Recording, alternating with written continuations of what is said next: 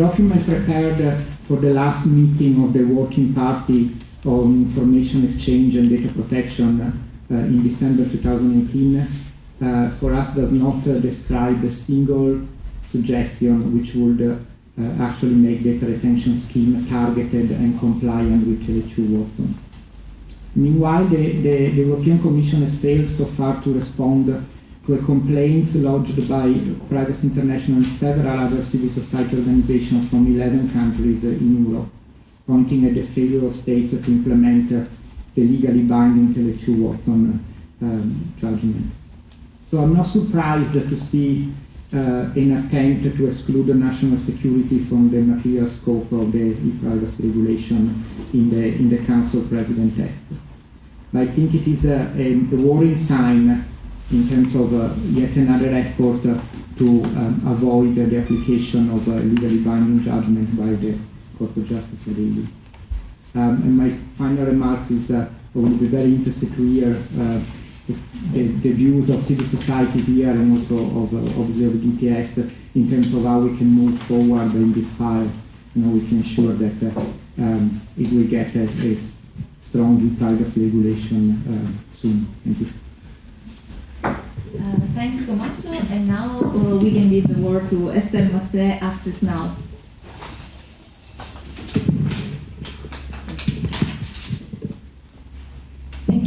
Thank you very much for the invitation to speak here today. So my name is Estelle. I work for Access Now, which is an international NGO that works to defend and extend digital rights of users around the world. I'm based in Brussels, and I had the pleasure to work on the reform of the ePrivacy directive, new ePrivacy regulation, hopefully, for the past 2 years now, a little bit more if we count the consultation process and all the discussion that already started during the negotiation of the General Data Protection Regulation. I'll try to be brief because Tomaso covered some of the really core issue with the reform at the moment, and so Buttarelli provided us with a quite detailed introduction on the law. But the two core issues I want to touch on today are on the scope of the proposed rules under the ePrivacy regulation, which basically answer the question what would be covered under this reform. And then the second point on the purpose and value of the ePrivacy regulation. So basically, why do we need this reform, even though we already have a directive? So first on why, what the reform covers, we have to start with the fact that we already have, since 2002, and even before if we don't talk about electronic communication, we already have an ePrivacy directive that regulates the use of so-called traffic data, which, to simplify a little bit, kind of covers most of the metadata related to communication, but they don't cover the content of communication. So one thing that this reform does is clarifying what can happen on when companies, telecom companies, but also platforms, would process content communication and metadata communication. It's quite revolutionary in the sense that we have to understand that from the get-go, we're giving the opportunities to companies to, by default, collect more information because the rules around content were not very clear, and now they would be clarified under that. And that's something to really understand in the context of where the negotiations at. So the European Commission made a proposal in January 2017, which was then amended by the European Parliament in October of that year. Since then, we're waiting for the Council, which represents the member states, to do the same thing. But the Council has been under the heavy lobbying of many industry, as was mentioned, and there's proposal on the table to further extend possibilities for companies to use our communications data, both metadata and content, saying that what's on the table is not enough, even though from the starting point we're already providing more opportunities for companies to do businesses on the basis of communication data if we compare to the current situation. So it's really important to make sure that there is no further exceptions to rules included in the Council debate, which tries to mimic the GDPR by saying that we should perhaps have some further processing and legitimate interest rules to extend those processing in an attempt to pretend that this would be aligning the rules, but going back to the nature of the ePrivacy directive, it's here to complements the role of the GDPR, meaning putting an extra layer of protection in the area of communication, which is particularly sensitive, and protect another fundamental right in addition to the right to data protection, which is the right to privacy. And it's not an attempt to copy and paste the role that we have in the GDPR and just apply it to the communication era. If not, there's just no purpose to do that. We just use the GDPR and that's fine.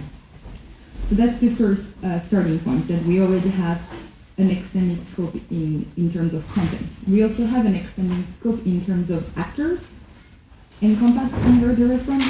Previously it was largely about online actors in the sense of cookies covered by the law, and mostly telecoms operators, but the law now would clarify that it applies to the whole online ecosystem.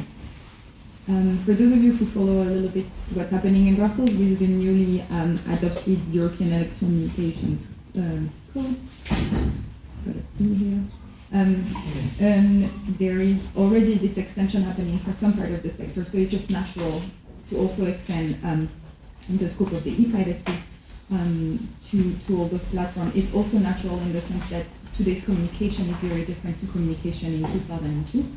And we don't use the same type of platform, and most of us, even now, don't rely necessarily on phone communication, but on online apps to communicate. So if we don't ensure the confidentiality of communication and privacy on those platforms, then there is a whole section of our communication that would not be protected.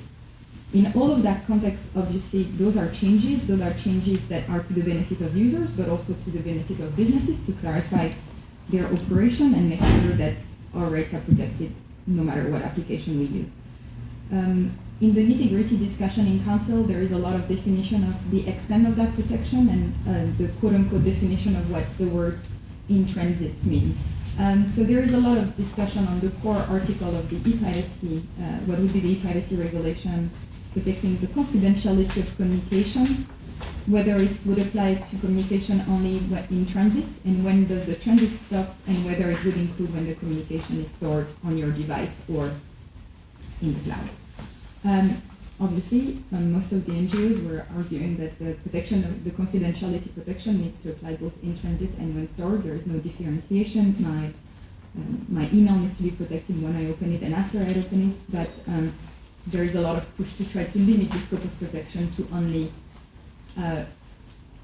from the time where if you take the email example, to the email is sent, and then once it's received, but at the moment it reached your inbox, it's no longer protected, which practically would be quite difficult to also implement, but this is all of the different scope of protection that we are currently discussing.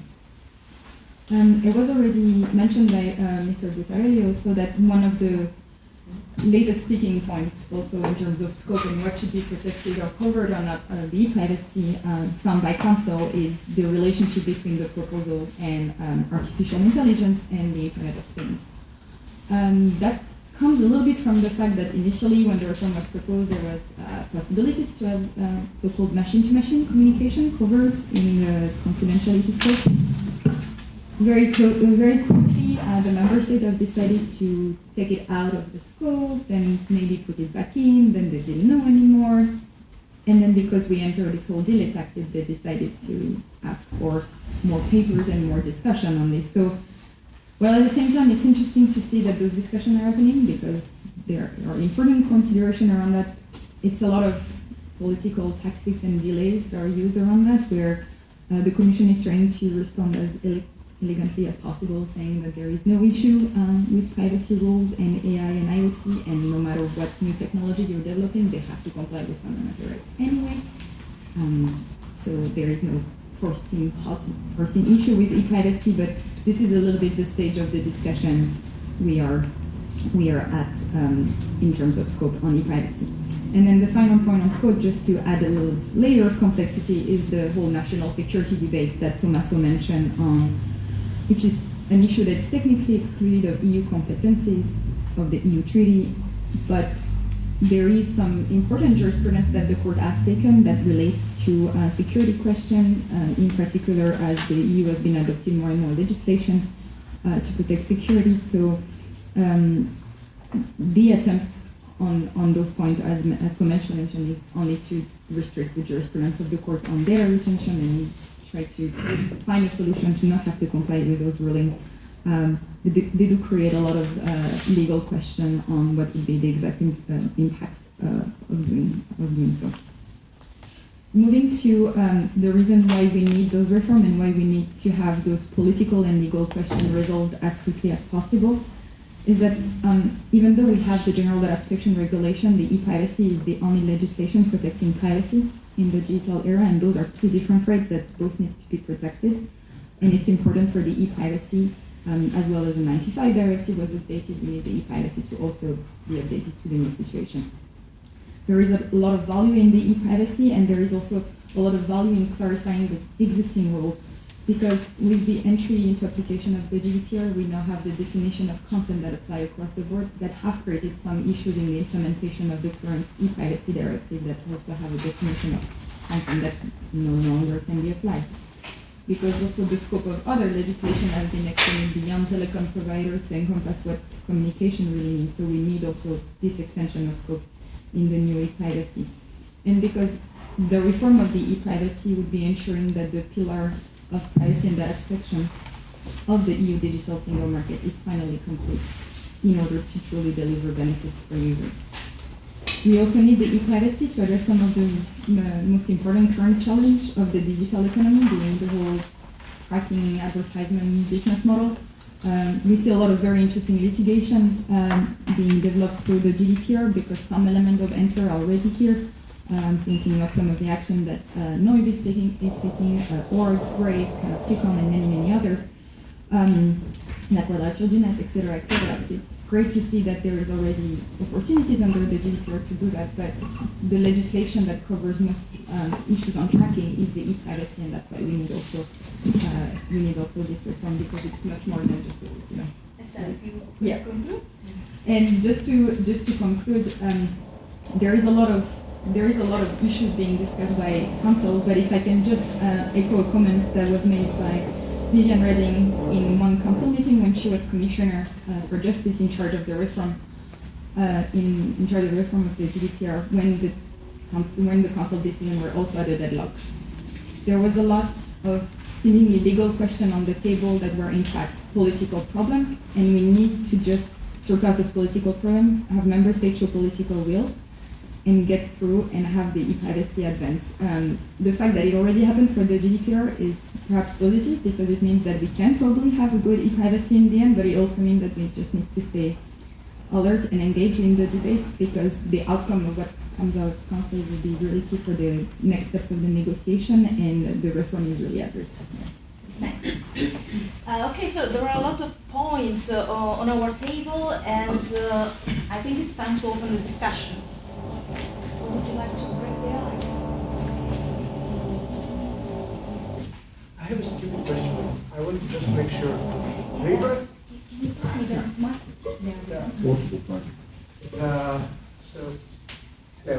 So about the ePrivacy. Okay. Switch on. Yes. Anyway, about the ePrivacy, and because you referred to the Electronic Communications Code, and it's of huge importance. Because in the Electronic Communications Code now, which was applicable, if I'm not mistaken, 20th of December, it defines electronic communication services. And in the directive now, it states that it regulates electronic communication services without providing, if I'm not mistaken, a definition. So can we say with a wide interpretation, which is correct, which we can say it can be applicable that until the regulation is applied, the ePrivacy directive may be enforced until its transposition in the member states to over-the-top services, for example, by taking, Any other comment from the participants? There is a really hot debate right now that maybe it would be interesting to have the position on Consumer Association representative on this about the I'm looking at you, sorry. About the discussion on tracking walls. So because there was there were several modifications between the text of the proposal, then the European Parliament text, and then the Council position. Would you like to add any comment on that? Could you introduce yourself? Sure. I'm David Martina from the European Consumer Organization. First of all, thank you very much for all these introductions and the comments. They're very helpful. Of course, we are reaching among the converted, let's say, to some extent here, I believe, because we fully support and we fully agree with everything that has been said so far. And from the point of view of BEOC on the tracking walls, we support that the tracking walls are clearly banned in the privacy regulation, and this also has been the position of the EDPS and the other civil society organizations. The Commission proposal didn't have that. The Parliament did include it, and we fully supported that. And the Council, of course, is going in a different direction, and in fact, it's including some wording in one of the recitals, which would seem to legitimize the tracking walls. And we believe that actually goes against the GDPR, in fact, because it would undermine the obligations on consent.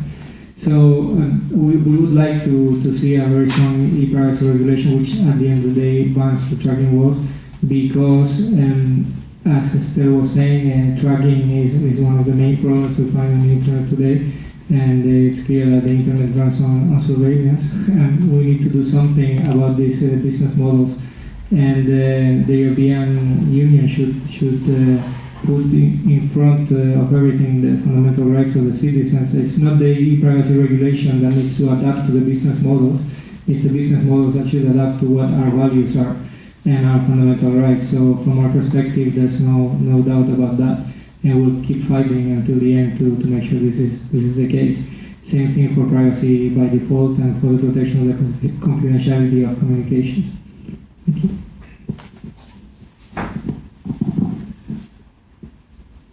Does anyone want to add? Yes. There was one aspect that you discussed about data in transit.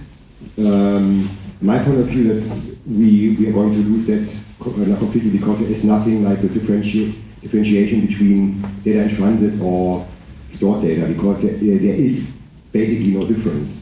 So if there is any protection that is based on this, we need to be aware that this is going to vanish sooner or later anyways. Just as a remark.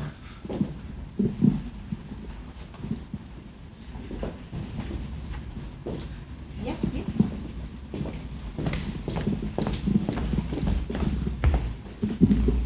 Jen Person, Defenders for Me. We campaign for children's safe, fair and transparent data in England, in the education sector in particular. We keep getting pushback on privacy rights for children on the ePrivacy directive because of the mention of photo DNA. Are you able to give us, or is anyone able to give us any update on what the status of that is and where that sits? Because at the moment we are struggling to maintain balance between children's protection and the debate of children's privacy.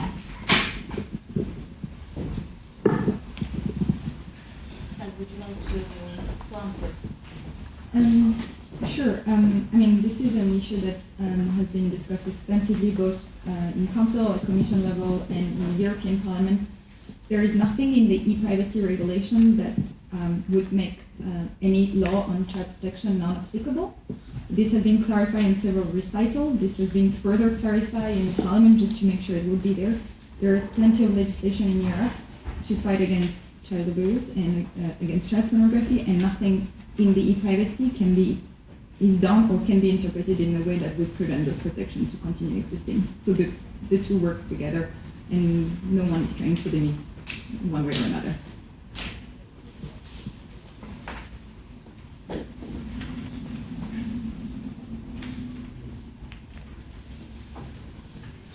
Yes. Thank you, everybody.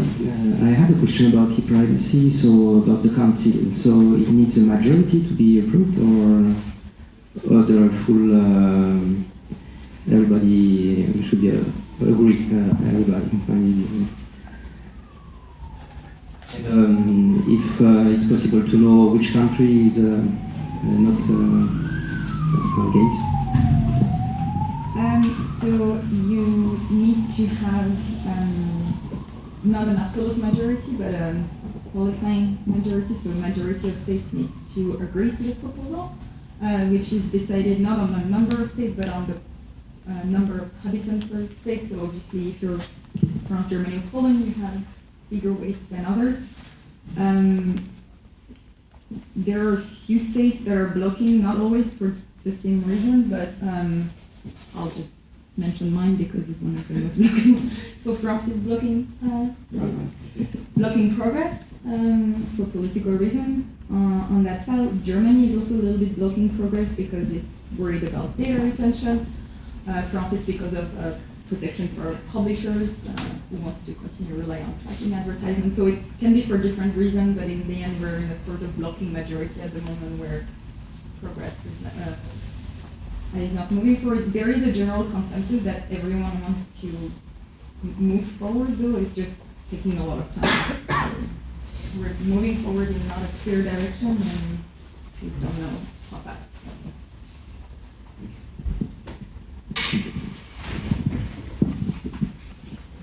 Yes. Or we can use it to mic. I just want to. Okay. Yeah. Just one more comment on the tracking issue, because I think that there's a big kind of misunderstanding or a lot of fake news that are circulating around what the ePrivacy would do in terms of tackling tracking and advertising business models as they are now. And those business models or the type of advertising that we see today now based on targeted advertising would not be banned by the ePrivacy regulation. I think it's very important to say that.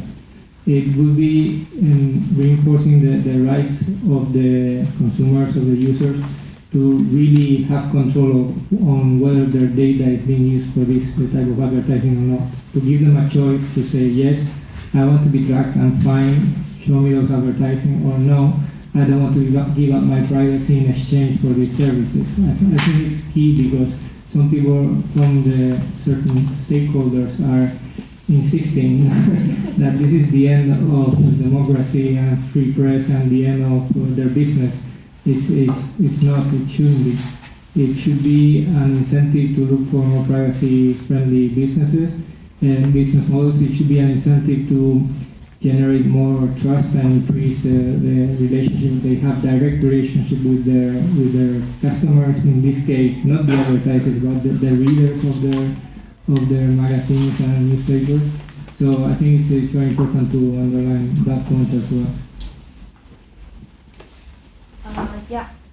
David has introduced an important aspect that is true. I mean, probably one day companies will understand that privacy can also be a marketing advantage, a competitive advantage. So they will start competing on offering better terms of services and privacy policy. There is any other comment from the... Perhaps the final one before we move to session 2. Needless to say that I'm grateful to Estelle and Tomaso for their concerns and to all the interesting questions. I think we should be worried about risks highlighted by Tomaso in particular. Data retention, for instance, we will hear a lot of discussions about that. But don't forget that in a semi-unanimous approach under the Slovak presidency, this point has been rejected by the Council. So quite confident that we will continue to hear proposals, but I'm not sure we will have a deal relevant by data retention viewpoint, in which case, as you said, rulings from the Court of Justice are increasingly self-evident. Same story about national security, where I see, let's say, different options. On the one hand, mere concise derogation from the scope of the regulation to say it is not applicable to national security is more than useless, since the EU legal framework does not apply. It would be much different than other provisions introducing lack of clarity and a lot of ambiguity, saying that providers are exempted should they, let's say, comply with requests by national security authorities. And therefore, we know how, let's say, risky this provision can be in terms of intermediaries, in terms of different law enforcement bodies doing the same thing together, and so forth and so on. And also, I think privacy by default and privacy by design will be at stake. I think it will be difficult to lower these principles in writing. Perhaps we will not succeed in having, it depends by the final compromise, in having these principles develop in the area where they deserve more attention. But the challenge is, in my view, around encryptic provisions.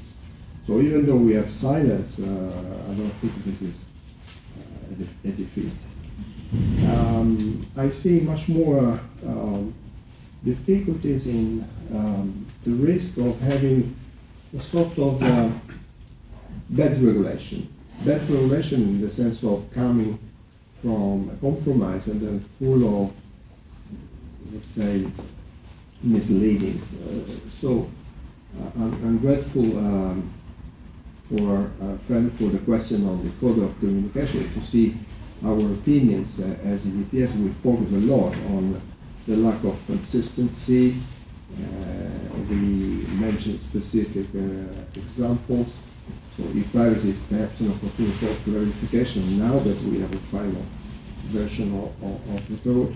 But it could be that we have some risk in terms of interpretation in a later stage during implementation. So we need to be vigilant on even details, because the deal is successful not only if it comes, but also if it comes in the good way. So it could be that after the elections, some of the, let's say, political concerns disappear, who knows, but it could be that they are reinforced. Okay, I think we have touched on the points and perhaps. Okay, so we can move to the second session. Dedicated to upload filters. Well, as you know, upload filters have been at the center of the debate right now for the ongoing copyright reform. The Commission has proposed in 2016 the proposal for a directive on copyright in the digital single market, which aims at updating the EU copyright rules. Well, the proposal has some merits. However, there are several concerns about it, and they are essentially around three main elements. First of all, the limited scope of the text and data mining exception. Second, as for Article 3, then the so-called link tax, Article 11, and today's topic, the so-called value gap provision, Article 13. Well, Article 13 has been subject to some rewarding during the legislative procedures. However, is likely to introduce an obligation on platform to filter contents in order to prevent copyright infringement and the direct liability of the platform. The issue of upload filters has raised several concerns from academics, civil society organizations, and even industrial partners. Main concerns regard the fact that upload filters could pose a risk the freedom of expression and can transform internet into an automated tool for surveillance and control of its users. And I'm quoting Tim Berners-Lee. Furthermore, the state of the art of this kind of technology is not that advanced. There is a growing body of literature demonstrating that uploading filters are even the most advanced techniques are far from being perfect, and so they can create some risks for legitimate uses, such as parody, pitching, critiques, and so on. You know that Article 13 is not written into the black letter of the law yet. Actually, last week the final trilogue meeting was supposed to be held, but it was called off because the Council didn't reach a common position on the compromise text. This means that Article 13 and the copyright reform are on hold. So today's meeting is particularly timely because it means that there is still space for a useful discussion on the issue of upload filters.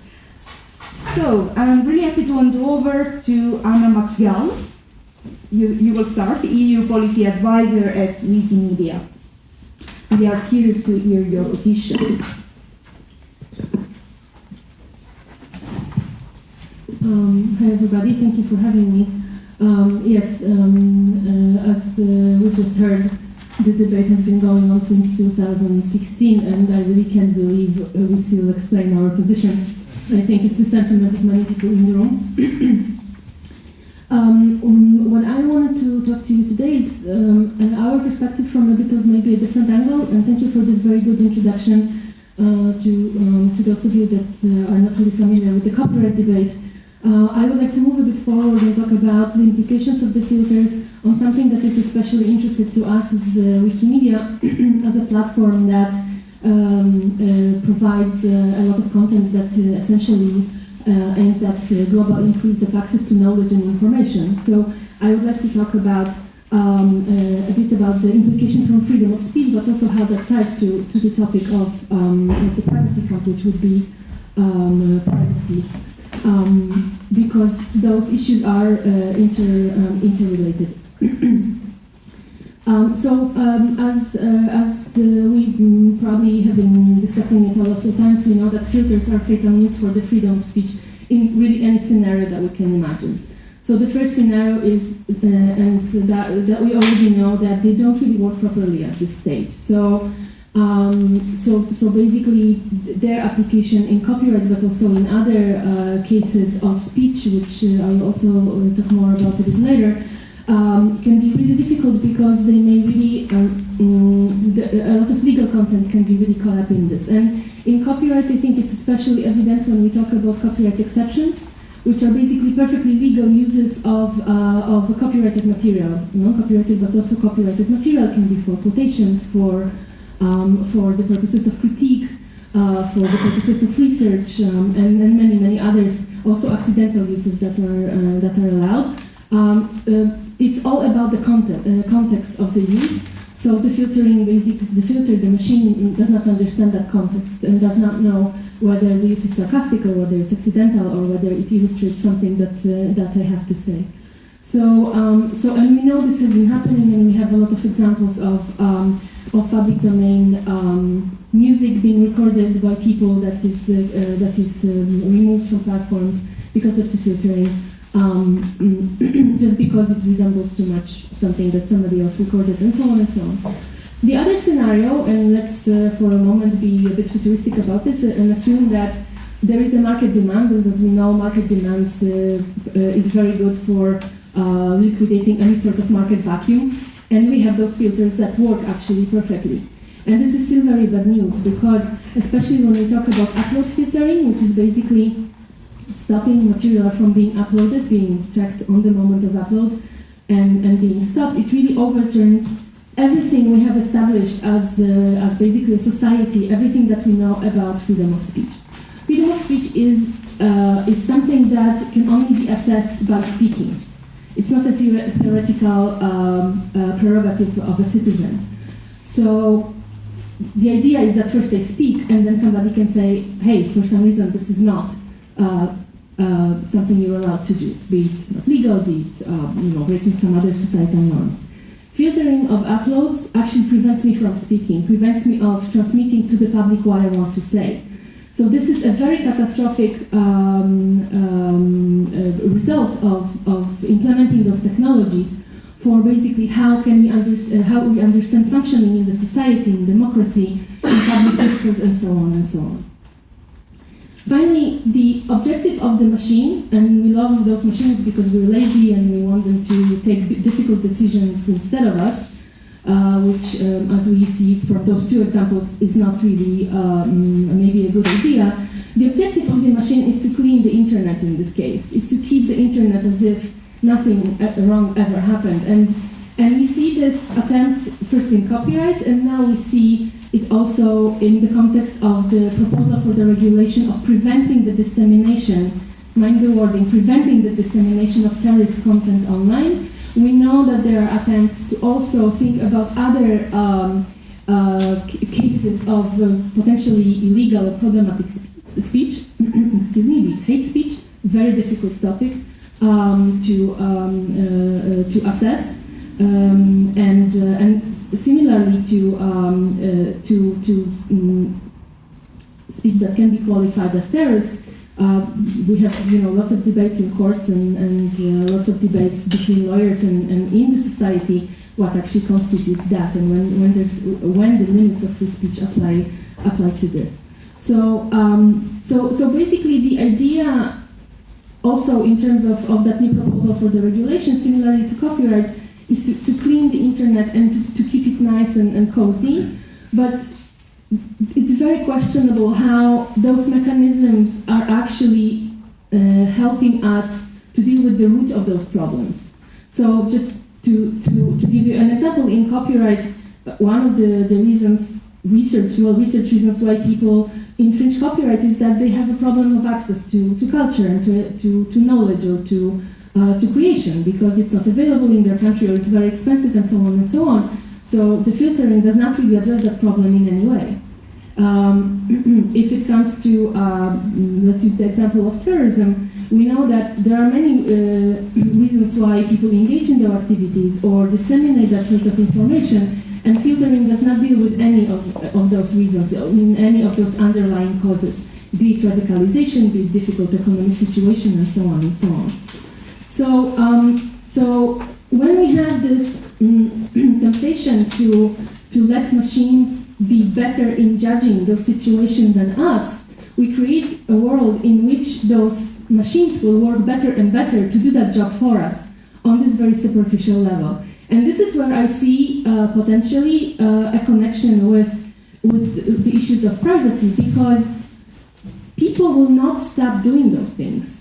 They will find another way of doing those. And it so happens that people who are especially skilled or motivated, maybe even, to find ways to communicate when it really is problematic in terms of really being illegal, are the criminals. So they will find a way first to conduct their terrorist activities, to break the law in any other way that that they need nowadays the internet and public communications for.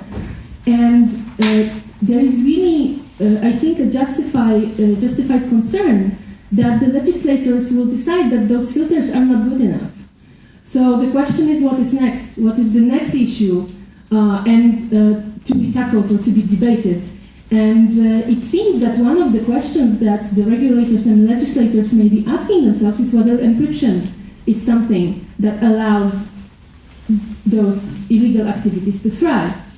So when we debate filters and when we debate their efficiency and their accuracy, I think this is also an important point to see that this is a part of a trend, where we try to use solutions that are not really well adapted to attack the root of the problems that we're talking about, and that by being very reckless in deciding about those things and applying those technologies to our communications, we may inevitably land in a place where we have to really protect the very fabric of the communication, because if we break encryption, then we will break the internet for real.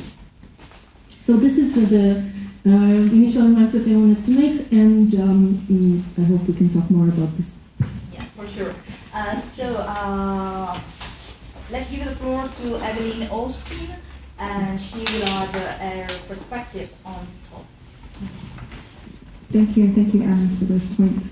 I work for Bits of Freedom, which is a Dutch digital rights organization based in Amsterdam. We share everything that was just said. as to the threats the copyright directive poses to freedom of expression. In addition, we see a number of data protection and privacy issues that I would like to highlight briefly. So the first regards notice and actions. Notice and action. The second regards the proposal's general monitoring obligation. So to start with notice and action, the first issue I would like to raise concerns the additional level of legal uncertainty the directive creates. So in 2012, the EDPS's formal comments on the public consultation on procedures for notifying and acting on illegal content said that the EDPS agrees that there is currently too much legal fragmentation and uncertainty for hosting providers and notice providers. So the copyright directive adds extensively to this uncertainty. Firstly, the directive does not offer enough clarity as regards to when a company is considered a platform, when it is considered to organize content, nor what this exactly means, when it hosts large amounts of works, when it may have done enough to prevent copyrighted content from being used, and certainly not when it has done enough to prevent infringement. So the proposed exemption for SMEs would be a small step in the right direction as far as we're concerned, but really isn't enough. And the fact that this exemption is even being debated, I think shows how unclear and how unpredictable the directive currently is. The second issue I'd like to address is how this legal uncertainty will lead to internet companies to do whatever they can to be legally safe, sacrificing users' rights in the process. So again, to reflect on the 2012 comments by the EDPS, the EDPS stresses the importance of protecting alleged infringers, for instance, by setting up a transparent and easy manner to challenge a decision of a service provider to take their material. So under the copyright directive, intermediaries will have two options when it comes to removing or blocking content. The first option is to admit to have taken down content because of a possible infringement. The second option is to take down content based not on the law, but on terms of service.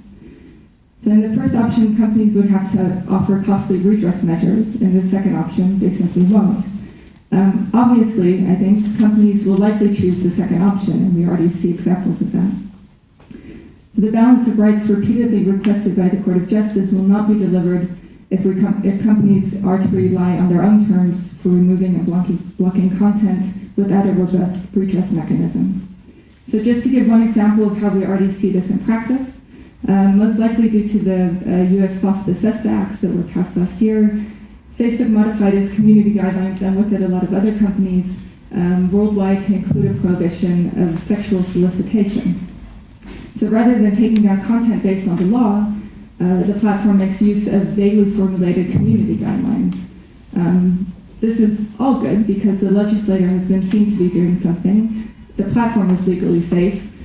However, users' rights have been eliminated. So we really believe that making internet companies liable for their user speech will strip users of their rights. So the third point I would like to address is the personal data and privacy of users. So we see an eroding of citizens' rights too when it comes to the personal data and privacy of alleged infringers. Rather than providing proper safeguards, the directive outsources the weighing of necessity and proportionality of infringing on citizens' speech, personal data, and privacy to private companies. We already see intermediaries relying on algorithms to recognize the use of content that may or may not be legal. And this implicit or explicit accusation of illegal behavior would be a privacy risk in anyone's hands, all the more so in the hands of companies whose lifeblood is profiling. Finally, I would like to mention the general monitoring obligation. So in a wild scenario in which platforms don't or can't or won't reach licensing agreements for every piece of content currently in existence or that might be made in the future, internet companies will be forced to monitor everything their users upload. Some have argued that this isn't true, that there's no upload filtering. However, over the last years, many experts have made perfectly clear that the only way to technically achieve what the directive asks of intermediaries is through upload filtering. And I believe even now, upload filtering is recognized by the European Parliament as a good possibility, as something that might happen, although the lazy solution. So others have argued that upload filters for preventing copyright infringement does not constitute an act of general monitoring. The Bits of Freedom really disagrees with the argument that searching through every single piece of uploaded content is not general monitoring, simply because you're looking for millions of specific pieces of content. And in addition, we are quite fearful of function creep, which we already see happening, which Anna mentioned, with regards to the terrorist content regulation. We see as inevitable a situation in which there is a filter for copyrighted content, a filter for alleged terrorist content, a filter for possibly sexually explicit content, a filter for hate speech, and so on, creating a digital information ecosystem in which everything we say, even everything we try to say, is monitored and, in the best case scenario, pre-approved. So the Copyright Directive not only allows, but in our opinion, champions the creation of an intricate surveillance system by internet companies who have repeatedly disregarded our privacy and our democracies in favor of their bottom line. This is an urgent privacy issue that has been overlooked by a substantial part of the privacy community, and I welcome a discussion on how we can change this. Thank you. Thank you so much for this perspective. Well, you have also addressed some comments directly to the European Data Protection Supervisor. So I don't know if you want to respond right now or maybe at the end. No, not to respond, but to share what you said. Thank you for your quotes. And I think Anna and you have been so successful in focusing on some relevant points. It's a big dossier. But I think the one on upload filters is one of the most important ones. And using, if you allow me, a sort of a rhetorical expression, I think we should start by speaking about metonymy, meaning that we are referring to a specific tool, a technical tool, which aims to embrace a wide array of recent EU legislative initiatives, not only IPR directive, but also the regulation, as said, on the prevention of terrorist content online, and other ongoing initiatives on hate speech, fake news. So here with you, I think I can only once again encourage that we have a frank and multi-stakeholder dialogue, which is more than limited. And I think to allow this debate to constructively take place, we may focus on at least 4 factual elements, the first of which relates to the interests. Undeniably, all these interests at stake are manifold and also heavily affecting many actors. Newspapers, publishers, loaders, online platforms. The second factual point relates to the concentration. And here, once again, we see that online platforms, digital markets are characterized by a high and higher level of concentration, market power, and in my view, the level of accountability should be improved. The third factual point relates to developments on online advertising. They are increasingly making online platforms distant from the mere providers model, and they're also blurring the lines separating publishers and distributors. The fourth point relates to the growing concern regarding the use of online platforms for dissemination of content, including terrorism, violence, hate speech.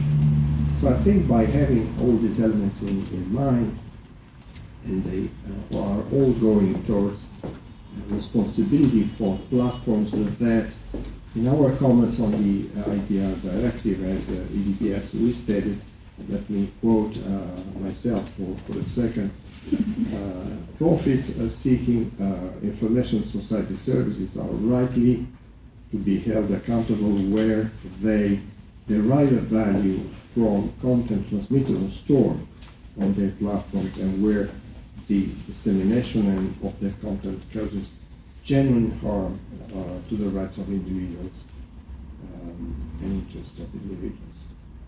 So service providers, in our viewpoint, we'd like to see there's also my twin colleague from Poland with us, coming from another big event, should therefore take appropriate and proportional measures to ensure protection of works and other subject matter, and take responsibility, for example, for content which promotes abuse of children and other vulnerable groups. However, I think we may easily all agree that all these measures should not unduly limit the rights and freedoms of individuals under the chapter. So the issue is not if, but how. How online platforms should take action in line with their responsibilities. And in this regard, we would like to point out on some recommended features of platform intervention. And they are to be calibrated, of course, for each issue at stake. And one of them relates to certain actions. And therefore, I think that all actions to be taken by service providers shall be clearly described by the legislator. So clarity is essential, and adequate oversight must be ensured by clearly identified competent authorities. And this would help addressing the issue of privatized, meaning delegated to private companies, law enforcement powers, and would be in accordance with both overarching principles of quality of law and economic certainty for operators. Secondly, I think the accountability of the service provider shall be strengthened, and this calls for a higher and higher level of transparency on how the possible takedown of uploaded content takes place. In any case, it seems common understanding that decisions on takedown, also in case of use of automatic technologies, should always be subject, and I come back to the point raised by Anna, to human verification. And that service providers therefore should provide meaningful explanation and reporting on the functioning and the effectiveness. Don't forget effectiveness in many rulings of the Court of Justice in assessing necessity and proportionality of the envisaged measures. Therefore, it should be possible to check and ensure that any measure put in place by the provider first strictly aims, strictly complies with the practice limitation principle. Second, does not produce any discriminatory, unspecific, unspecified result. And therefore, we should also have clearly designed adequate complaint procedure. A third point relates to the need that any intervention relevant for this area should not aim at profiling the internet users. And fourthly, any intervention should be targeted as much as possible, so proportionally in practice. So service providers should perform and make public a self-assessment. We will insist on the need of such a transparent approach on the level of exposure of the platform to illegal content, as well as of the action plan or strategy to be deployed on the basis of this assessment to take on the issue of, and also to have a periodic reporting on the actions taken. So I think we should not allow that suggestions on how the legislation can comply with privacy and freedom of expression turn into a radical rebuttal of legislative initiatives that aim to remedy the situation of widespread illegal and harmful content. So I think we should have more accountable powerful but respectful private companies without any intrusive approach. So we would like to continue working with you on these files, and therefore, before approaching now conclusions by Claire, I think any other input, question, recommendation, suggestion, criticism is more than welcome.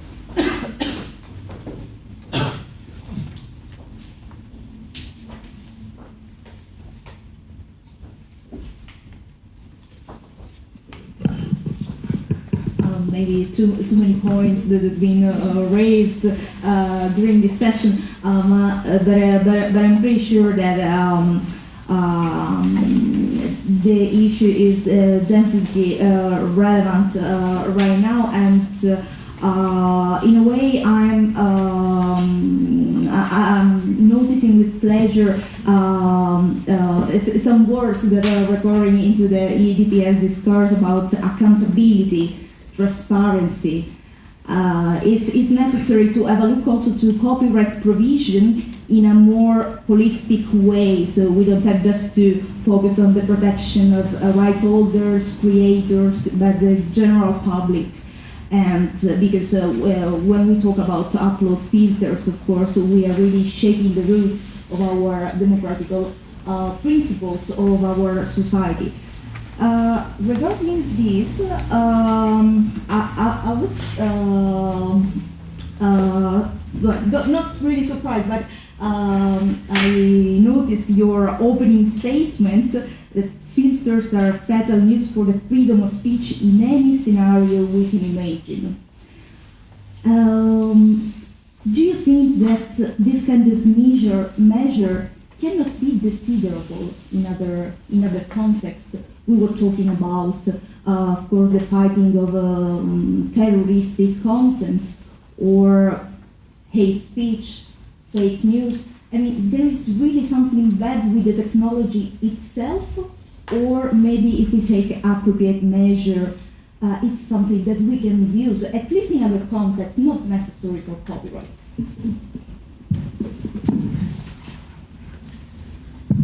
I think it's a very good question, thank you, and I think we could spend another 40 minutes debating it. So let me just boil it down to a few points that I think are the most important. First of all, I think it's already like something that we are past to kind of debate whether technology itself is good or bad. It's just, as good as you use it. I don't think it's neutral. I think it's as good as you use it or as bad as the usage you have for it.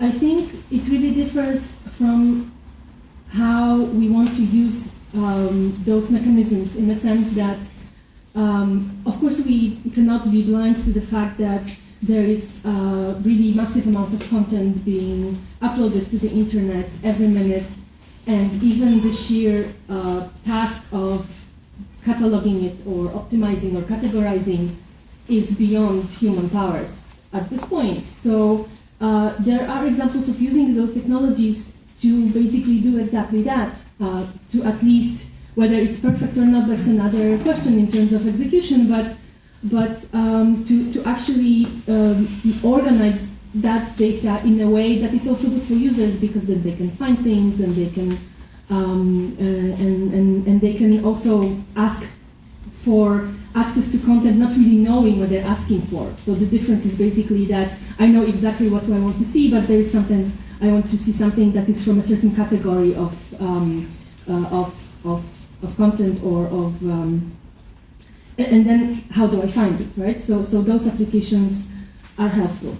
If it comes to, but the difference here is that has nothing to do with actually blocking that content from appearing. And I think this is where we are talking, or this is where the sensitivity lies. And I think in a way, it's a question that goes beyond technology and goes beyond either privacy or access to knowledge or freedom of information or however we frame it. It's basically a discussion that we are not having in a good way, which is a discussion about what sort of society we want to be.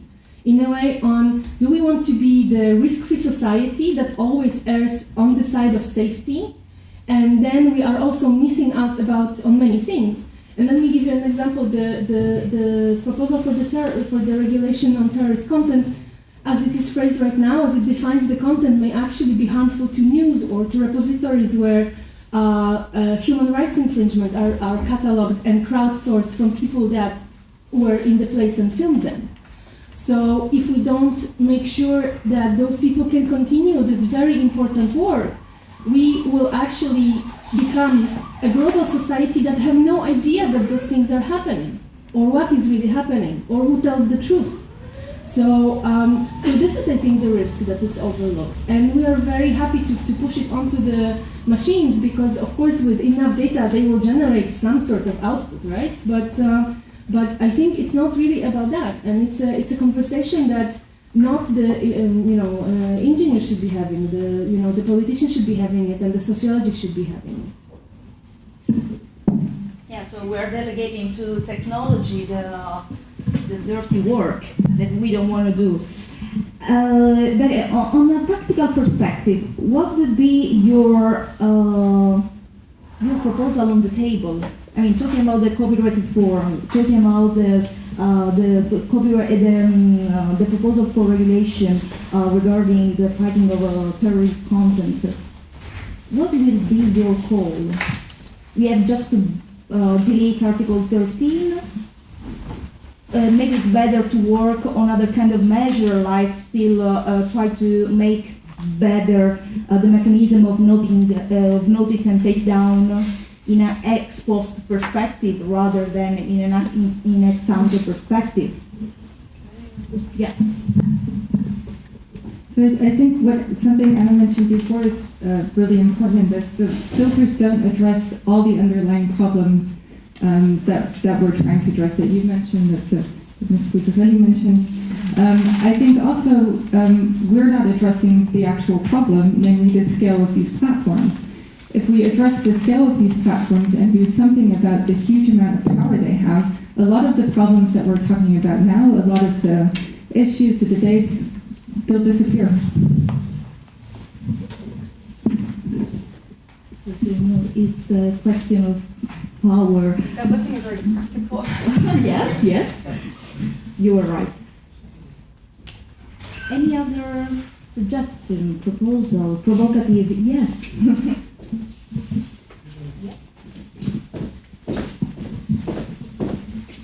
Thank you.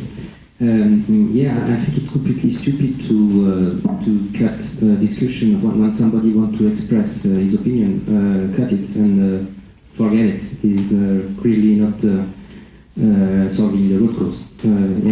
So thinking about the futuristic thing, I think it would be better to have boats that could question the people making terrorist discussions and try to gather information automatically. And those people are really dangerous, so there should be some social person to speak to those persons. Something like that. Not cut the freedom of expression. That's good.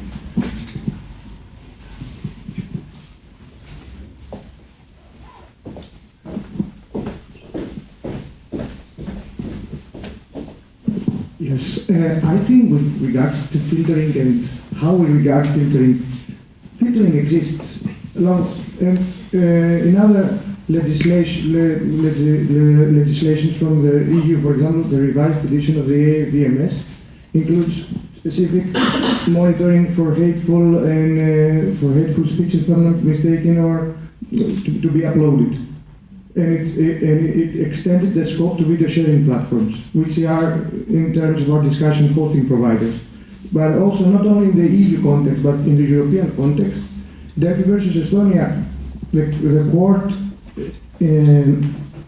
demonstrated the need for online news platforms to monitor if it includes comments of hateful speech, or comments that incite violence. So my point is, I agree in general that we need to be cautious with regards to the filtering mechanisms and how these filtering mechanisms can consist mainly in the internet. However, since we use it, it's better to address the issues of accountability, which I totally agree, in order to have a glimpse, an idea what are the criteria used in filtering mechanisms. Yeah, that was. So the AVMS is not my expertise, but I would probably argue that there's nothing specific in the AVMS about this, but maybe someone at the table could elaborate on that. Also, I think there are examples of filtering, for instance, for child pornography that are relatively successful. I think the big difference there is that there you're dealing with unmistakably illegal content. And the topics that we're trying to address now with the upload filters are, as Anna mentioned, issues that we have long debates on with human beings, let alone ask computers to make those decisions for us. And furthermore, I completely agree that there has to be legal clarity, there has to be proper redress, there has to be accountability. But I have not seen the proof how we can have that and have upload filters. It's just we're seeing that we already have filters now, and it's just not working. So why do we continue to talk about this as a solution in which all these other things that we find important aren't infringed on? Giovanni from European Digital Rights from the Brussels office. Regarding what we need to do with the upload filters, I don't want to avoid the answer because we have been telling that for 2 years already. Article 13 needs to be deleted, upload filters need to be taken out, and then the spin-off called proactive measures in the terrorist content regulation need to be also out because, in our opinion, it's a general monitoring obligation. Now the problem here is that we see policymakers saying technology is the solution, what is the problem? So we're going to use some magic filter that will solve all of our problems, and we just do it and it will all be fine. I think we need to see what's the problem in each of the cases. In copyright, the problem is not the content itself. It's that the issue that the content is being transmitted without the authorization of the creators. Is that a problem? Is the problem that the platform is taking too much money and not paying authors? Okay, that's probably a competition issue, not a copyright issue. The terrorist content regulation is a problem the radicalization. Okay, where that doesn't occur, is it mainly online or offline? It is mainly offline according to most of the experts. Why do we have to break the internet to solve these problems? I don't see that's the way out. And on top of that, I mean, when some policymakers address with some magical solutions, we are always addressed with, so what do you suggest? And it's a difficult position because if I tell you the problem to end child pornography is that we start all wearing pink t-shirts, you say, that's absurd, how that's going to end the problem? And then I tell you, so what would you suggest? That puts in a very difficult position. I think we need to be serious, and serious problem require serious solutions and debate, and not pushing for algorithms that will magically solve our societal problems. Yeah, probably there is still a lot of reliance on the predictive power of the algorithm, like a sort of new form of oracle for our society. There is any other contribution? Just a quick point. Yeah. I think that without being necessarily a follower of the American style of litigation, there we can learn something, because the takedown notice used in US, in particular for situations like infringements of copyright and the like, so I would say lower threshold of potential problem from a society perspective.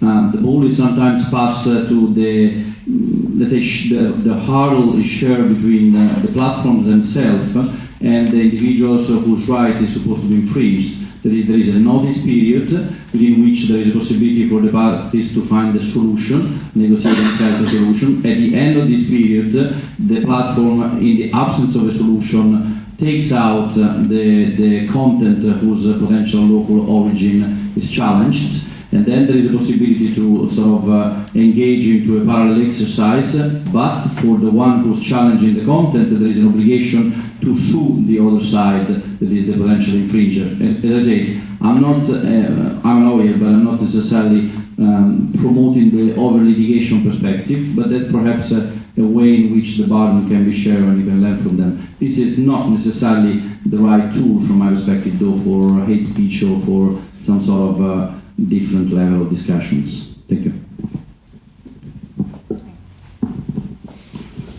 Just a question. Have we as Europe already given up being internet provider, being service provider, being platform provider? What we want is cheap platforms where persons do not have to pay with their personal data and do not have to pay with money. We want platforms where people can exchange their opinion, can exchange their point of view, and if they are followed by somebody, they can express their fears. And I think that is what at least the UN wants, as far as I understood the UN Rapporteur for Privacy. And if we just build an infrastructure by law, which is recommended for all platforms, we will not get platforms which are free of any cost. Free of cost, we have to pay with lower levels of privacy or with money. And I think if we just request a huge infrastructure, we'll just fail in the end. I hope you have a good idea for that, how we can compensate open source projects or open platforms for having those infrastructure needs we are discussing here.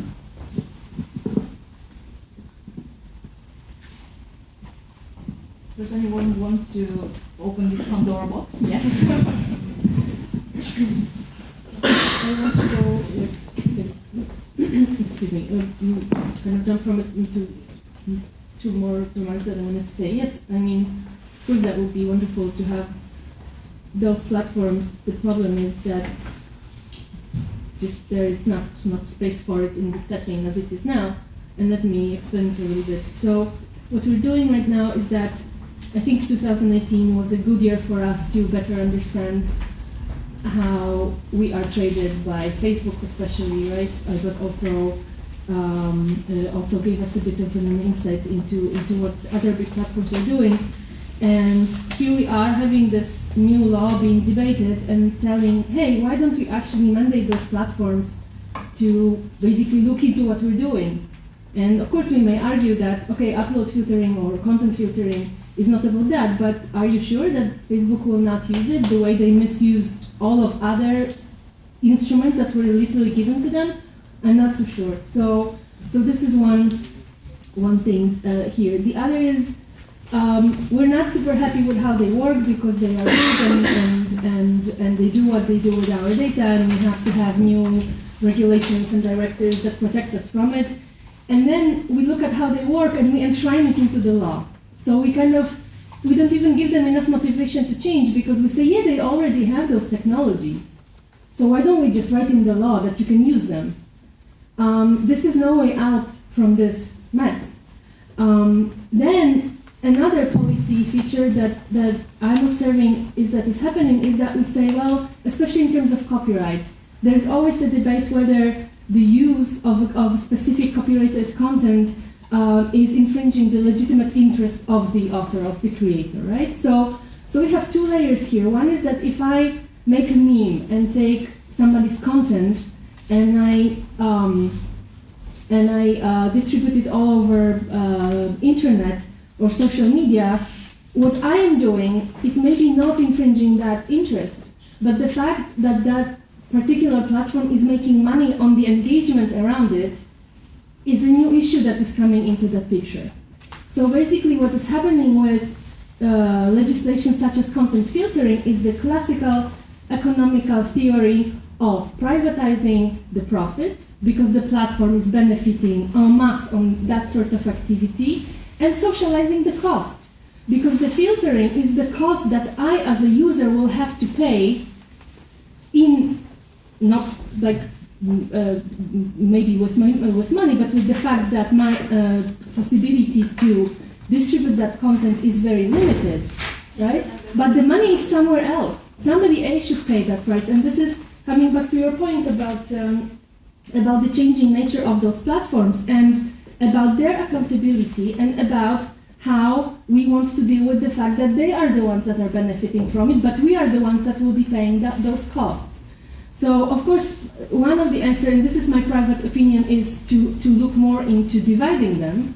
But the more time we spend on debating the filtering and the technologies, the less time we spend on debating what is their actual role in that, and what sort of accountability mechanisms should go in this that will not put us again into that cycle of basically all the risk being transferred to the users.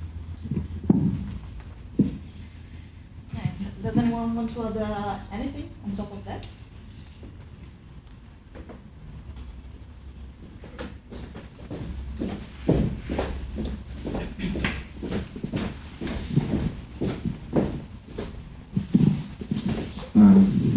Just a question.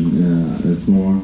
I think we should not have the debate in terms of we can only have those massive silos, mostly based in the US, or not have free services at all. I think it's perfectly possible to have low cost or even free online social media platforms that do not capture as massive amounts of value as the duopoly of Google and Facebook right now do.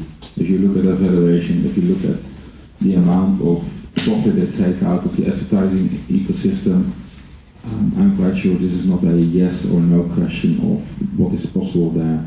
And I have no idea what the answers are.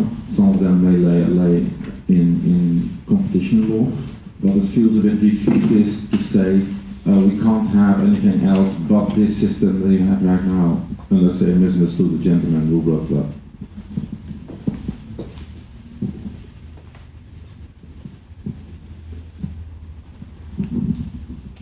Well, there is not any. Would you like to respond? Yeah, I don't know if it was a message to me, but basically my point is that there is a stick and carrot exercise ongoing. Google has been fined. The ad tech industry is subject to, let's say, attack itself. So you're right in saying that this is a priority, but I guess that someone is start looking on it. I think that yesterday you were there and we were listening to other people talking about solid and other initiatives that give their parties options. So you gotta give them something such that them/us, lazy people, we move away from where we are and we go for the next option. And so whether the data separation, degradation will work, I don't know. Clearly portability is an issue. So we do have net neutrality, portability, plenty of issues to deal with. But now the guys at the DBAs start having some ammunitions. Before they've been sleeping. Competition law has been used to fine companies, effectively replacing even the conduct of some DBAs. Now they start communicating with each other. Here we got Anna dealing with the digital clean house, so perhaps the future will be less silos and more solutions, but yes, that's an issue. Thanks. I think that now we have to move already to the concluding remarks. So I'm going to give the floor to Claire Fernandez, who has been recently appointed as Executive Director of Advocacy, so congratulations. And we are going to hear your thoughts on this session. Thank you. Thank you, everyone. Yes, on behalf of EDRI, European Digital Rights, I wanted to thank the EDPS and thank every one of you for the very interesting conversation. This is my first EDPS CSO Summit and my first privacy camp, so it's really exciting. It's been a long session, so I just want to reiterate some of the points from EDRI's perspective that are really important for us on ePrivacy regulation, on filters, and then touch upon the EDPS Civil Society Corporation. EDRI has repeatedly called for the Council to move forward on the negotiation on the ePrivacy regulation.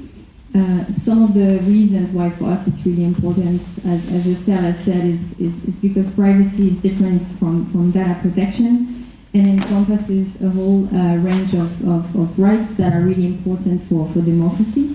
It includes, freedom to organize, freedom to communicate, to have a family life, and this is really important for this piece of legislation to complement the GDPR on that. We also heard from Tomaso how the increased number of connected devices, smart homes, but also the Internet of Things should be covered, and that's really important that this regulation covers this aspect.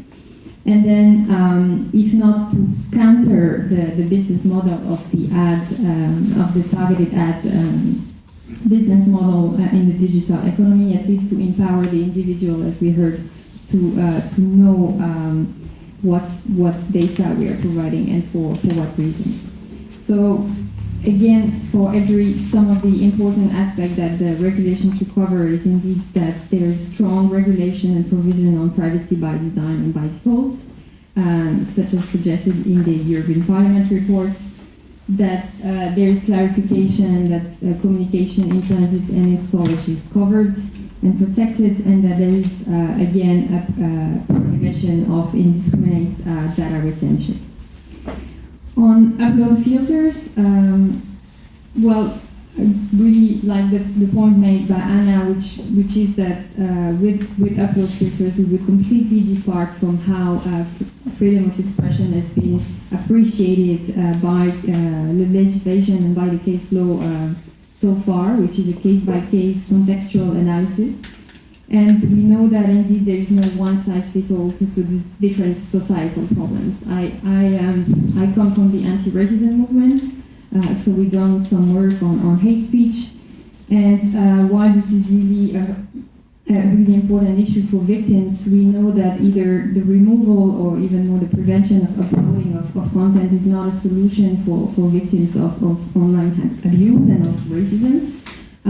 It could actually reinforce impunity, because if it's really, we are really talking about illegal behavior in content and acts, then that should be followed up by courts.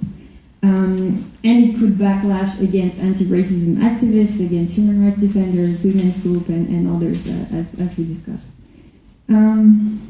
So, yeah, this is really important. I'm also glad that it was mentioned that there are impacts also on data protection and privacy, not just on freedom of expression. So this is, I think, the 5th edition of this summit, and we're really glad and thankful for the support of EDPS to hold that. And looking forward, I think EDRI would like to offer a way to continue this collaboration and cooperation, and maybe try to see how we could engage a bit more regularly and meaningfully throughout the year between civil society and EDPS. So one way forward could be that we have closer cooperation and participation from your office, and you in particular, in some of the events of our community, such as this one, or maybe through regular seminars, informal discussions and meetings, perhaps participation in any future advisory committee that would be created on other relevant topics. Or particularly looking into when applicable and possible, and when we agree on joint positions, statements, or blogs, which would help our cooperation. And of course, that could also mean, which is already the case, closer cooperation between EDRI members and other civil society and DPAs at the national level.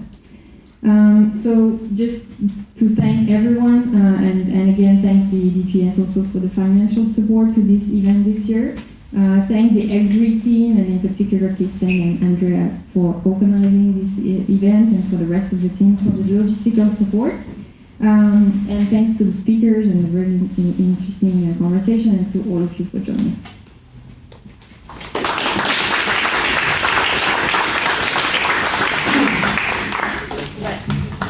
Thanks, but this was just one part of the story, so it was the first closing remark, because we have the pleasure to have also a concluding remark from Wojciech Wiewiorowski. I think Giovanni will take it, because I unfortunately was quite late at this meeting because of the other event which was devoted to collective actions. So now I'm here. Giovanni was listening to the whole debate. I only want to say that I'm really very happy to be here with you for the 5th time. That's really an important part of the story of EDPS's cooperation with the representatives of civic society. And you may probably be aware of the fact that probably half of the people who are right now in EDPS office as the employees, as the officials, these are the people with the history in different kind of civic organization dealing with human rights from different perspectives. So we remember what was it. I hope also that you don't recognize it as the, let's say, artificial job from the EU institution. This is something which is important for our internal discussions that are really, really very vital as far as these topics are concerned. I'm also very happy to meet a lot of friends here whom I know for a long, long time, including Anna, whom I know from our works in the Polish societies years ago. Thank you, Claire. Thank you, Sana and Wojciech. This is just a footnote. Otherwise, we start by congratulating one of each other.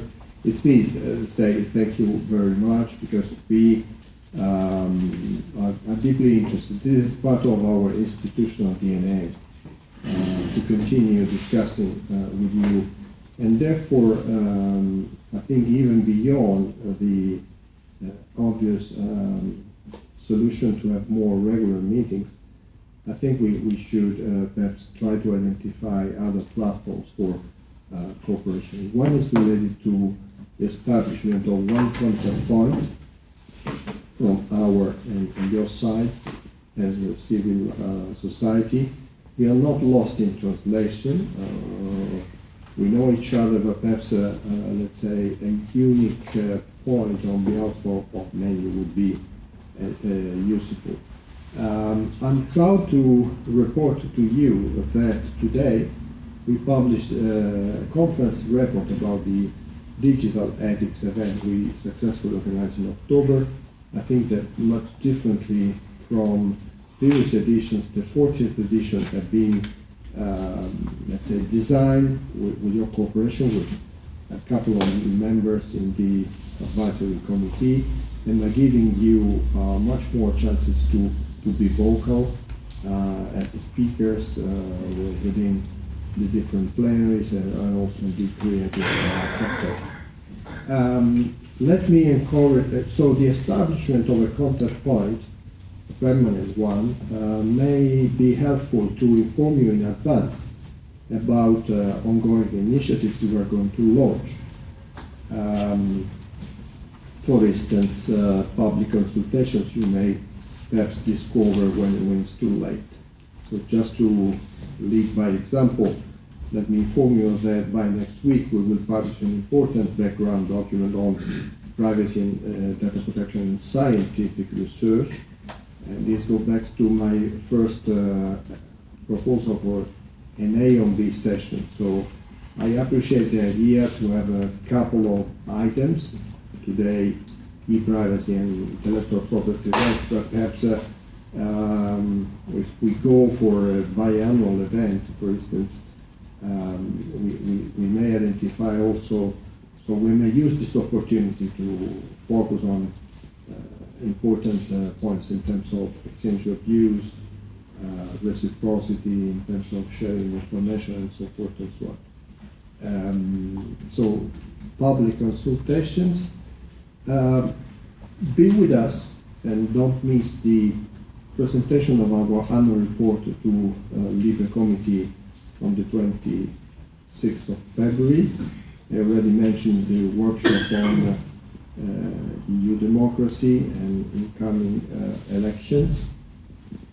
And don't miss the press conference which will follow on the same day on the 26th of February, our hearing in Parliament.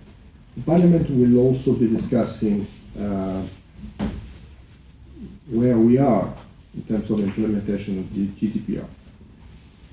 Some of the colleagues have been invited. It could be that my friend Andrea Jelinek will be prevented to attend. Perhaps the vice chair will do it.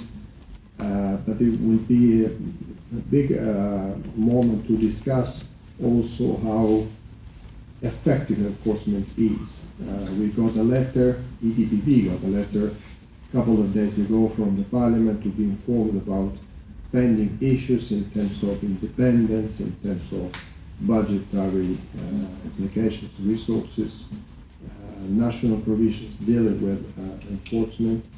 So that's another area where your comments would be more than welcome. And let me encourage you to be collectively vocal with EDPB.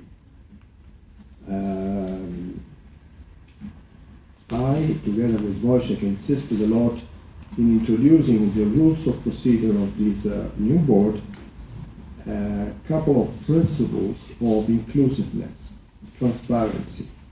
So DPA is much more than the Article 29 Working Party. Though they are independent at the very end, they take their decisions, such a new decision-making body, that should be more and more conversant with the entire society and more accessible, less isolated in the tower. It would be mission impossible to listen national entities approaching this board. But I would really welcome if you may, perhaps at the occasion of the first anniversary of the GDPR, file, let's say, a proposal on the basis of, let's say, all European Union organizations, more specifically organizations in the EU, to have a meeting with EDPB during 2019 to briefly discuss 45 minutes, a selected number of items, and perhaps start with a new, let's say, a new trend, a new feeling, where the dialogue would be much more intense. And in having such an intense approach, I take this opportunity, this is my very last tip, to give you information under embargo, since our, well, we are on YouTube, yes. So that's a conflict of interest. Now, EDPS would like to publish by no later than June a visionary manifesto about the future of data protection in the EU. To take stock of this experience, I celebrate this year my 30th anniversary of my career, entirely devoted to the public sector, largely, let's say, dealing full part-time initially and then full-time on data protection. A few days ago, celebrated my 10th anniversary of, let's say, experience with the EU institution. I'm very proud of this experience. We love working with, let's say, this kind of environment.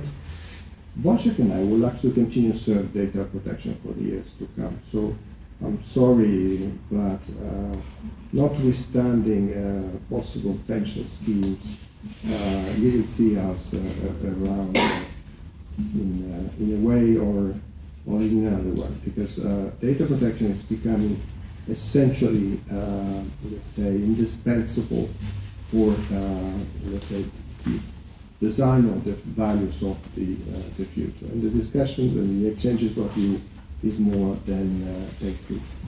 Regrettably, I'm not anymore, as I did for 12 years, in charge of enforcement at national level, but I much more pay attention now to the strategic dimension, to policy issues. So I really appreciate it around copyright and intellectual property rights, the kind of strategic analysis where we have the chance to go deeper. So be ambitious, be curious, be engaged, be around, and be conversant with EDPS. We are not perfect, but we try to be, with your support, a center for excellence. Thank you for your attention.